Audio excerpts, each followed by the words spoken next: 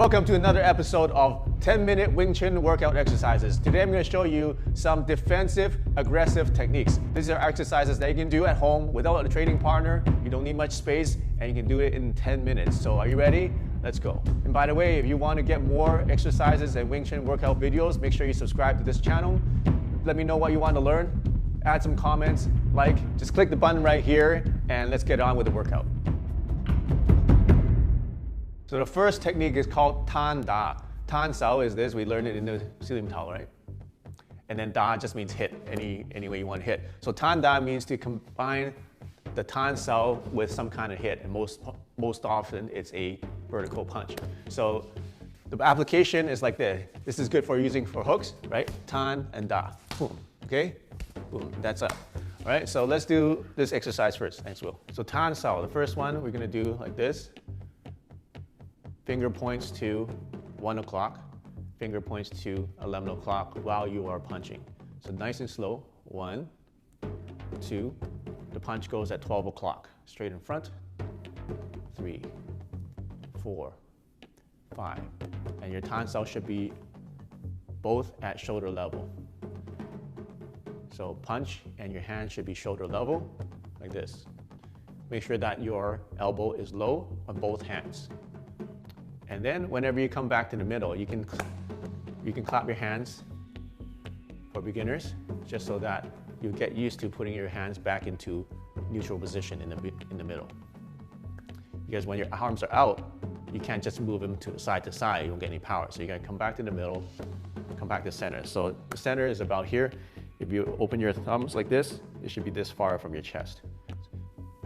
Okay, you don't do this in fighting, but this is a good way to practice bring your hands back to center whenever you finish the attack. So the key is to get your angles right. You don't want to go like this. Don't do that. You don't want to do this instead. You want to do one is about, let's say at 1 o'clock, your right arm is at 1 o'clock.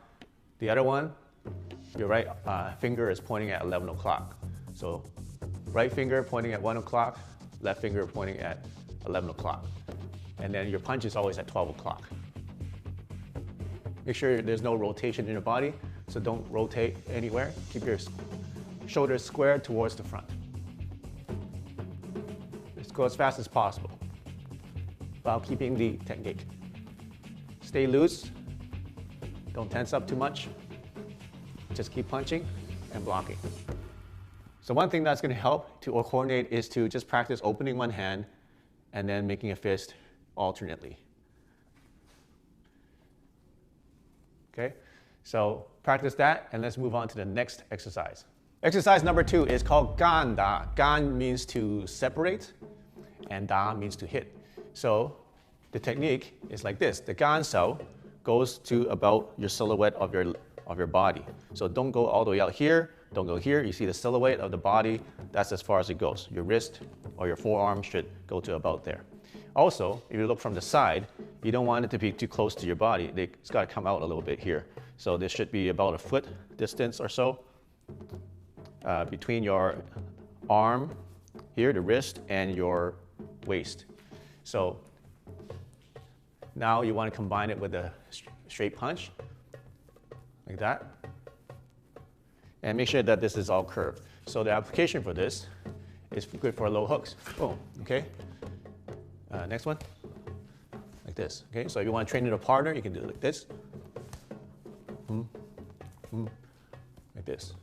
Be careful when training with a partner with this, because when you're using this bladed surface of your forearm against his forearm here, the meaty part, it can hurt a lot, especially if he hits hard, he's actually damaging himself because you have a hard forearm bone here and his meaty part is sensitive here. So just be careful when you train.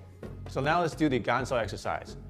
1, 2, 3, 4, 5, 6, 7, 8, 9, 10. Count with me. 1, 2, 3, 4, 5, 6, 7, 8, 9, 10. Keep your arms relaxed. Keep your legs bent. and keep squared forwards. And you want to move both at the same time so that when it both reaches the limit, they both reach the destination at the same time. Like that. Exercise number 3 is the zat sao and da attack. Zat sao means to yank. So we're going to show you how this works.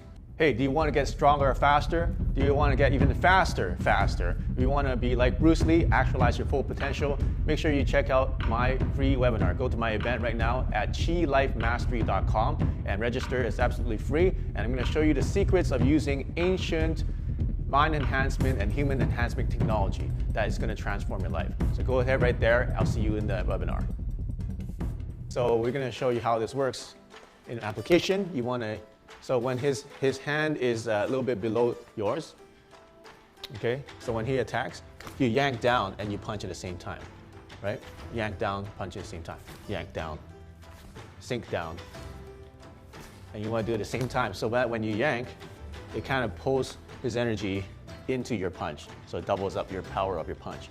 So you're coming, you're using his energy, you're pulling his energy in, and you're punching him. So he loses balance. So you can check this way, he's losing balance, and you're punching him. That is the drill you do with your partner, if you have a partner, right? Thanks, Will. So the technique is like this. You are pressing down and punching, pressing down and punching, pressing down and punching. So once again, as one hand opens up, the other one becomes a fist. So you see, when I'm pulling in, I pull in about a hand's distance from my belly button. So pull it to my belly button. That's double speed. 2, 3, 4, 5, 6. Keep going.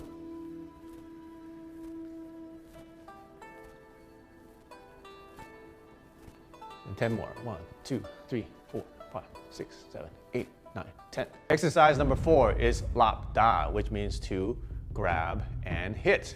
So there's 2 ways of doing this. The first way is to lap to my hip. Lap means to grab, all right? So first is to grab, and I'm using the last 3 fingers here to grab, last 3 fingers, and then this finger can be loose, and then I'm pulling into my hip. That's where you get a lot of power.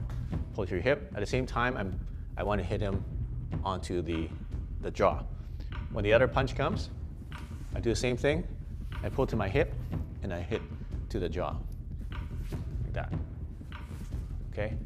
Pull to your hip, and notice how it turns him a lot because you're pulling it to your hip, you're extending his body, right? That's the first way. And the second way is to lap to the side and hit low, okay? Hit low, hit low, hit low, like this.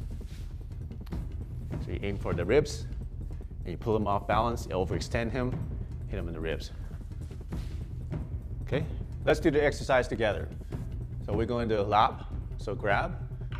When you grab, you can just grab like this, or I like to do is actually do like a sequential grab. I start with my pinky, I kind of turn my wrist, and then it's like you're twisting a towel or you're really wringing something with your hand like this, okay? You don't have to do that, you can just grab, pull to your hip, and then hit, grab, pull to your hip, and hit, grab, hit, grab, hit, grab, hit. 5, 6, 7, 8, 9, 10. So the alternate version is to lap to the side and hit low. So I'm lapping to the side, hitting low. Grab and pull, nice and slow. Grab and punch. Grab, pull, punch at the same time. Grab, pull, punch. Now when you're grabbing, make sure that you don't go grab and pull it all the way this way. Pull it to about here, say about 2 o'clock and 10 o'clock position. And then when you punch, make sure you don't punch too low because the guy's ribs are not that low. Guy's ribs are solar plexus is here. So if you go from your solar plexus outwards, that's the level of the punch. And then when you're punching, don't extend completely. Just go up to 95% extension. Okay, let's go a little bit faster.